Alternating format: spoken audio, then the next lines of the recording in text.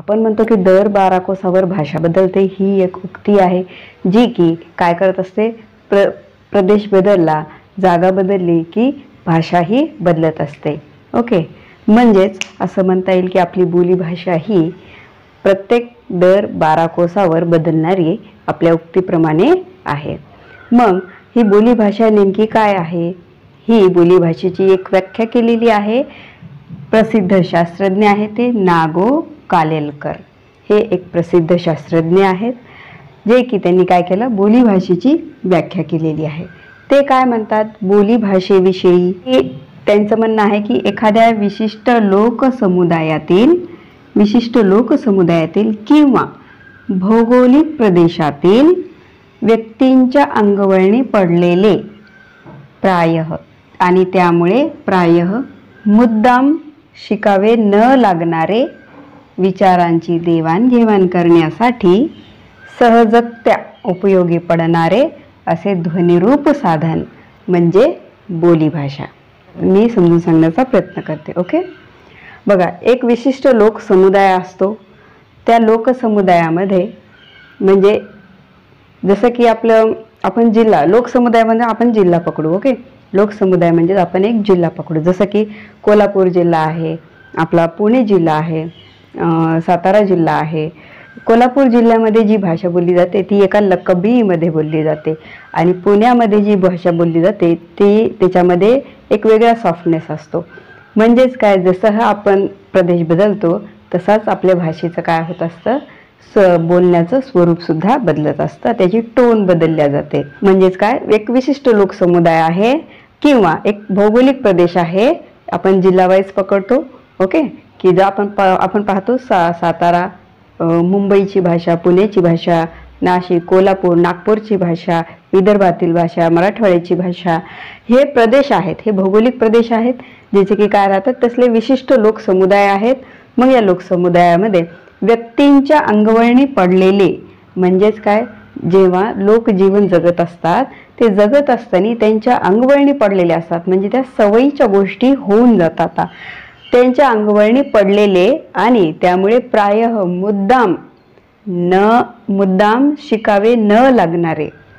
म्हणजेच काय, जे त्यांच्या अंगवळणी पडलेले आहे, जे म्हणजे लहानपणापासून ते त्यांच्या समोरच आहे, तसेच ते शिकावे लागत नाही, मुद्दाम शिकायची गरज नाही. म्हणजेच काय, आपल्याला माहिती आहे एक लहान बाळ असतं, ते लहानपणापासून एक काहीतरी बडबड करत असतं, बोलण्याचा प्रयत्न करत असतो, पण त्याला ते बोलायचं काय आहे ते कोणाकडून कळत असतं, घरातल्या मम्मी पप्पा, आई वडील, आजी आजोबा या साऱ्यांकडून ती भाषा ते मिळवत असतं की काय बोलायचं आहे, कोणत्या गोष्टीला आपल्याला काय म्हणायचं आहे. मम्मी कोणाला म्हणायचं, पापा कोणाला म्हणायचं, दीदी, दादा, ह्या खूप छोट्या छोट्या गोष्टी आहेत. मग खाण्यासाठी काय आहे, पिण्यासाठी काय म्हणत असतात किंवा इशारा.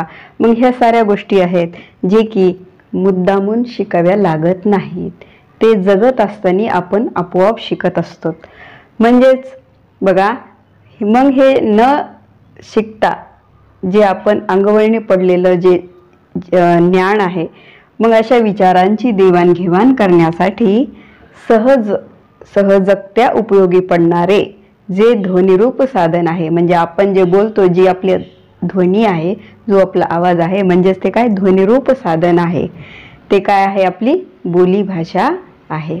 विशिष्ट समुदाय असा असतो किंवा एक भौगोलिक प्रदेशामध्ये, एका विशिष्ट भौगोलिक प्रदेशामध्ये, जसं की आपण पाहतो आता इंग्रजी भाषा जी अमेरिकेची आहे ती त्यांच्या अंगवळणी पडलेली भाषा आहे. एका लहान मुलाला इंग्रजी भाषा शिकवायची गरज आहे का?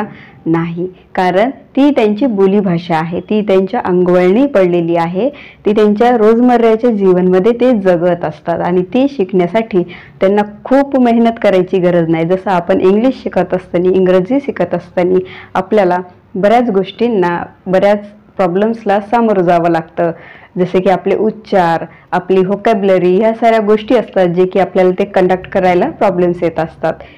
एक इंग्रजी भाषा शिकण्यासाठी हे एक पर्टिक्युलर एक्झाम्पल.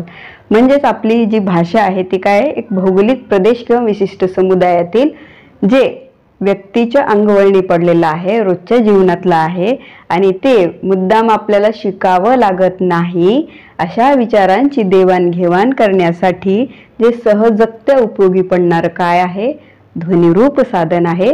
जो आपला आवाज आहे तो ध्वनिरूप साधन आहे, त्याला आपण म्हणतो बोलीभाषा. मग या बोलीभाषेचे विविध पैलू आहेत. विविध पैलू म्हणजे काय की त्याच्या बाजू म्हणता येईल. त्या बोलीभाषा बोलण्यामागं काय काय गोष्टी असतील किंवा काय काय गोष्टी विकसित होत असतील किंवा काय काय गोष्टी त्या ऱ्हास पावत असतील म्हणजे नष्ट होत असतील. म्हणजेच ती बोलीभाषा बोलण्यामागं त्याचं बॅकग्राऊंड काय आहे नेमकं. तर बघा, बोलीभाषेचे पैलू आहेत किती? 6. कसे? नंबर 1, समृद्ध भाषेचा सांस्कृतिक ठेवा. म्हणजे आपली जी जुनी भाषा आहे, आपले काही जुने शब्द असे असतात की ते आपले सांस्कृतिक ठेवा जपण्याचं काम करत असतात.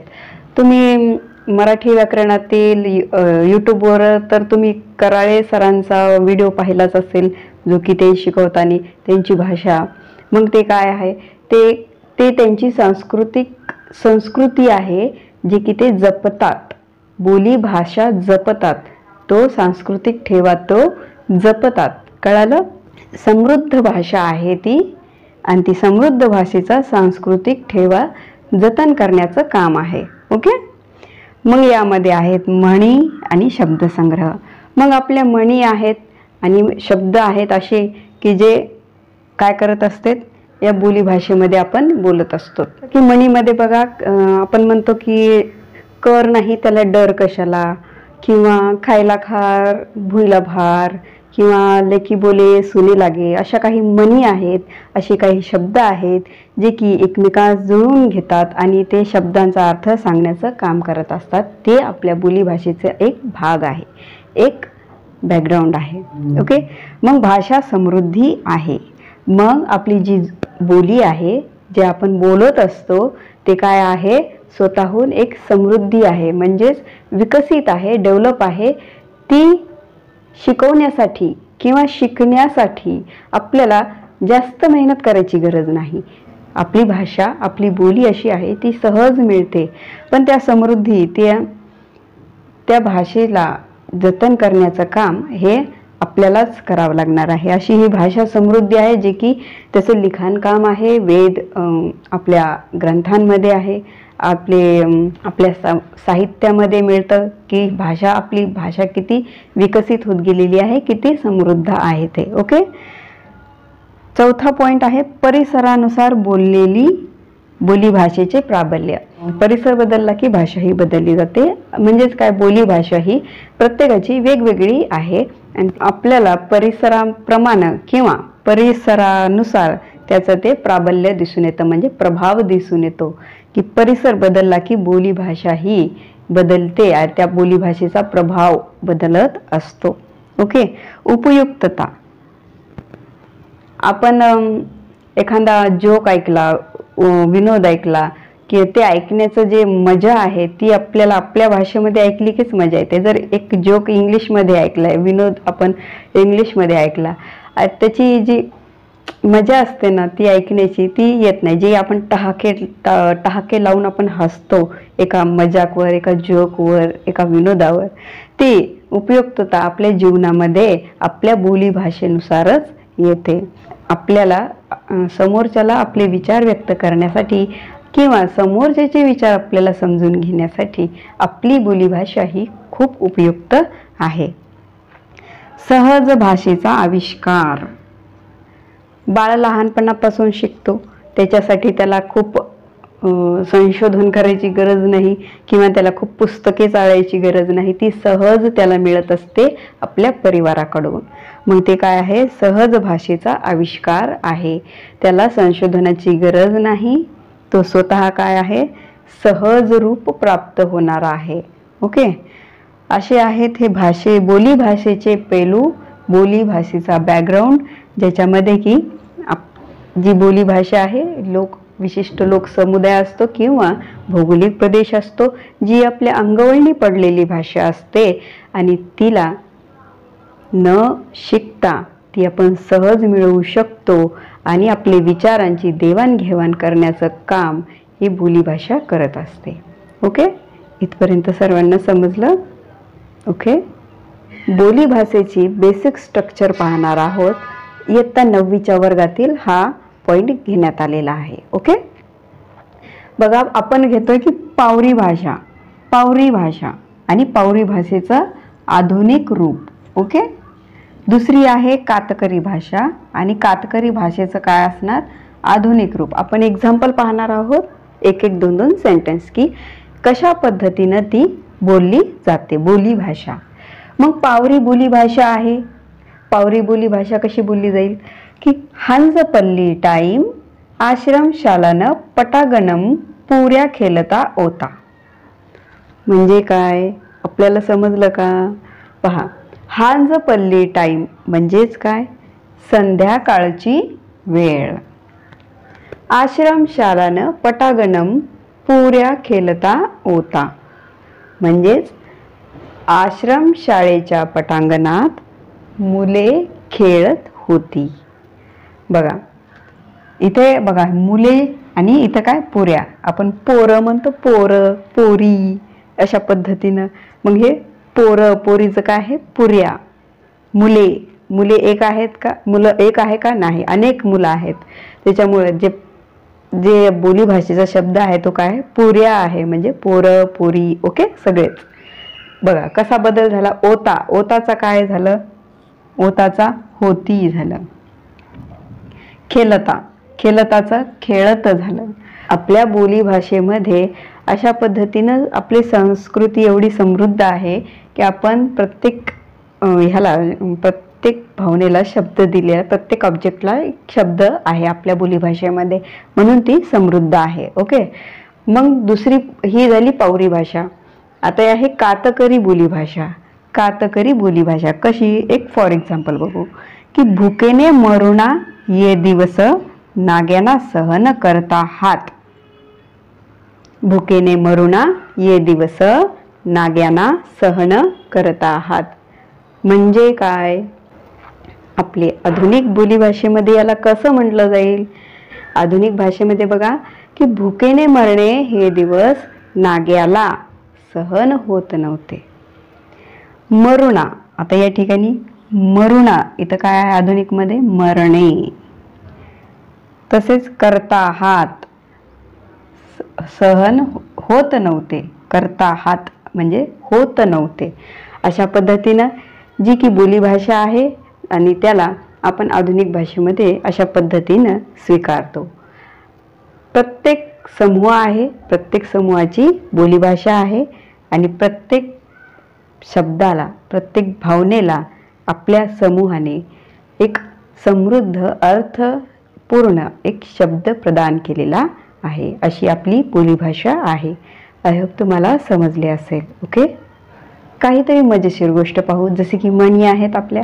बघा म्हणीमध्ये बघा जसे की आपल्या पहिल्या म्हणजे जुन्या बोलीभाषेमध्ये त्या म्हणींना कसं म्हटलं जात होतं आणि आधुनिक रूपामध्ये त्याच बोलीभाषेला आपण कसं स्वीकारलं, किती बदल झाला आणि आपण त्या म्हणीला कशा पद्धतीनं आज म्हणतो हे पहा. याचं उदाहरणं आहेत काही. नंबर 1 बघा, कागला काल भुईला भार. कागला काल भुईला भार म्हणजेच काय? आपल्या आधुनिक काळामध्ये ही म्हण कशी म्हणली जाते? तर खायला काळ आणि भुईला भार. म्हणजे असा व्यक्ती जो भरपूर खातो आणि काही काम करत नाही, म्हणजेच तो काय आहे? आपल्या जमिनीला भुईला भार आहे. ओके, दुसरं उदाहरण बघा, रुपड्या ताकली गुपजा माकली. रुपड्या ताकली गुपजा माकली म्हणजेच काय? की लेकी बोले सुने लागे. म्हणजेच अशी बोलण्याची पद्धत जी की आपण आपल्या एकदा जवळच्या व्यक्तीला बोलतो आणि ती लागत असते दुसरे, म्हणजे जवळच्या व्यक्तीला बोलतो पण ती असते तिसऱ्या व्यक्ती संबंधी. ओके, अशी आहे रुपड्या ताकली गुपजा माकली लेकी बोले सुने लागे. ओके, नेक्स्ट एक्झाम्पल बघा, कर्णुणी तिना डरणुती. ओके, म्हणजेच आधुनिक मध्ये काय म्हटलं जातं कर नाही त्याला डर काय. म्हणजे ज्यानं काही चुकीचं वागलाच नाही त्याला भीतीची काहीच गरज नाही, त्याला कसलीच भीती नसणार आहे. म्हणजेच कर्णोनी तीना डरणू ती, म्हणजेच कर नाही त्याला डर काय.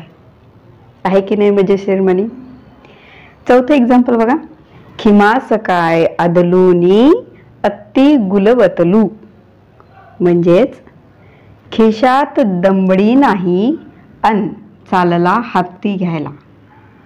म्हणजेच असं म्हणता येईल की आपल्या जवळ पैसे नाही आहेत आणि आपण अशी वस्तू घ्यायला जातोय, मोठी वस्तू. हत्ती म्हणजे काय, मोठा. या ठिकाणी मोठा हत्ती, प्रॉपर हत्ती घ्यायला जातो का, नाही.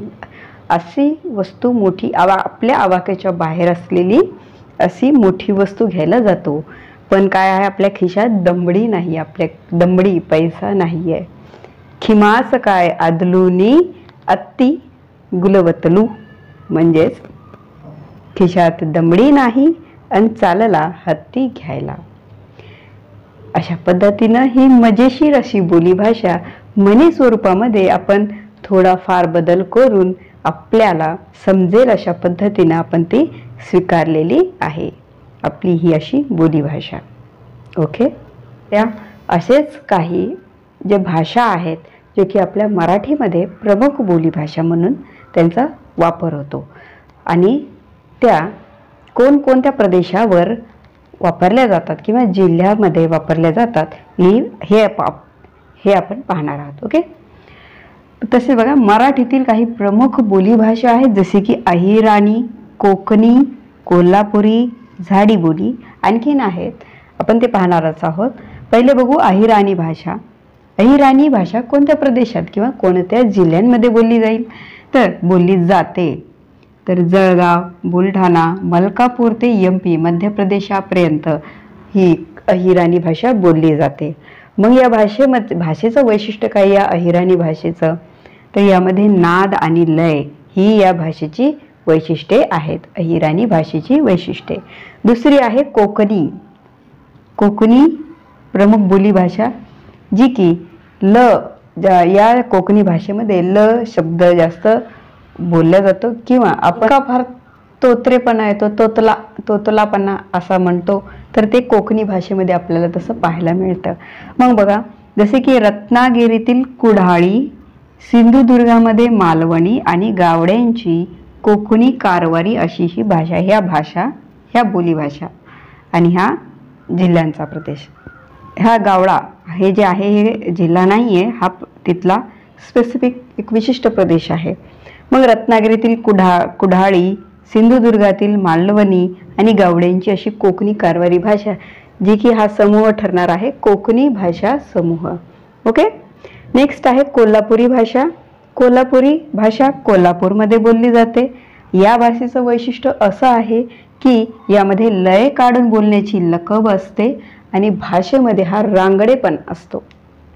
भाषेमध्ये रांगडेपणा असतो आणि साधं बोलतो तशा भाषेमध्ये बोलत असताना शिव्या पण त्यांचा समावेश असतो कोल्हापुरी भाषेमध्ये. ओके. नेक्स्ट आहे झाडी बोली भाषा जी की भंडारा, गोंदिया, चंद्रपूर, गडचिरोली या भागांमध्ये बोलली जाते, झाडी बोली भाषा. मग या भाषेमध्ये काय आहे तर जे आपले मराठीमधील शब्द आहेत, जे मराठीमधील जे वर्ण आहेत, 5 वर्ण कोणकोणती, ण, छ, श, स, ळ ही 5 व्यंजने आहेत जी की झाडी बोली या बोली भाषेत वापरली जात नाहीत. ओके. मराठी भाषेतील 5 व्यंजनं अशी आहेत, ण, छ, श, स, ळ. 5 व्यंजने ही झाडी बोली भाषेमध्ये बोलत असताना वापरत नाहीत. ओके. मग ते ह्या शब्दांविषयी, ह्या वर्णांविषयी, ह्या वर्णांबद्दल त्यांच्याकडे दुसरे वर्ण असतील जे की या झाडी बोलीमध्ये बोलत असताना उच्चारत असतील. ओके. मग या ठिकाणी बघा, ही झाडी बोली भाषा भंडारा, गोंदिया, चंद्रपूर, गडचिरोली या जिल्ह्यांमध्ये बोलली जाते. ह्या चारही बोलीभाषा खूप महत्त्वपूर्ण आहेत आणि यावर प्रश्न असा विचारला जातो की अहिराणी भाषा कोणत्या जिल्ह्यांमध्ये बोलली जाते किंवा कोणकोणत्या जिल्ह्यांमध्ये बोलली जाते. ऑप्शन्स तुम्हाला मिळत असतील तसं की नेक्स्ट पाहता येईल की रत्नागिरीतील बोलीभाषा कोणती, नेमकी बोलीभाषा कोणती, कुडाळी बोलीभाषा कोणत्या जिल्ह्याची असेल, मालवणी भाषा कोणत्या जिल्ह्याची आहे, अशा पद्धतीने प्रश्न तयार होतील. नेक्स्ट जर बघितलं तर झाडी बोली भाषा कोणत्या जिल्ह्यांमध्ये बोलली जाते, तर 4 ऑप्शन असतील त्यात. तर 4ही ऑप्शन असणारा एक ग्रुप असेल, त्याच्यामध्ये भंडारा, गोंदिया, चंद्रपूर आणि गडचिरोली हा ग्रुप तुम्हाला निवडावा लागेल. ओके, अशा पद्धतीने हे बोलीभाषेवर असे प्रश्न तयार होतील, ते तुम्हाला लक्षपूर्वक करावे लागेल. आय होप तुम्हाला ही गोष्ट समजली असेल, हा टॉपिक समजला असेल. ओके, तुमच्या बोलीभाषेविषयी, या कॉन्टेंटविषयी, या सब्जेक्टविषयी तुमच्या संकल्पना आहेत, काही कन्सेप्ट असतील त्या क्लिअर झाले असतील. याविषयी जर तुम्हाला, या बोलीभाषा या टॉपिकविषयी जर तुम्हाला काही समजलं नसेल तर प्लीज कमेंट बॉक्समध्ये जसं कमेंट करा की हा पॉईंट आम्हाला समजला नाही, तर तो पॉईंट मी तुम्हाला नेक्स्ट व्हिडिओमध्ये समजून सांगण्याचा नक्की प्रयत्न करेन. आणि हो, आवडलं तर नक्की लाईक शेअर करा. चॅनलवर नवीन असाल तर प्लीज सबस्क्राईब करा, जेणेकरून मराठी व्याकरण सिरीजचे नवनवीन व्हिडिओज आपल्याला मिळत राहतील. थँक्यू.